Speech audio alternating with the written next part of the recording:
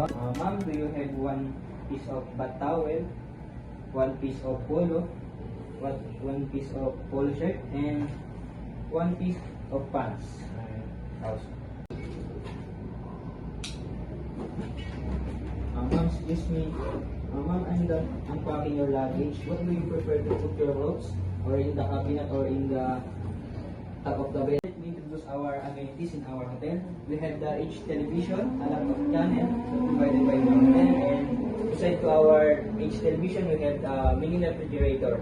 And in our refrigerator, there's a lot of items. And let me remind you, ma'am, that if you consume this item, it will add to your account. Okay, thank you.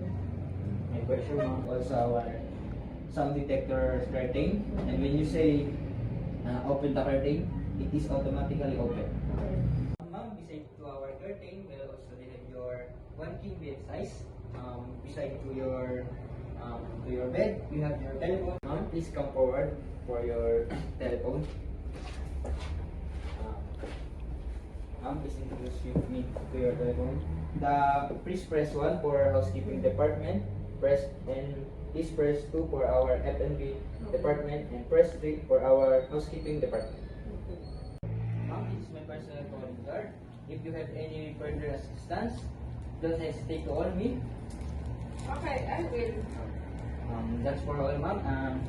Enjoy your stay in our hotel and have a great day.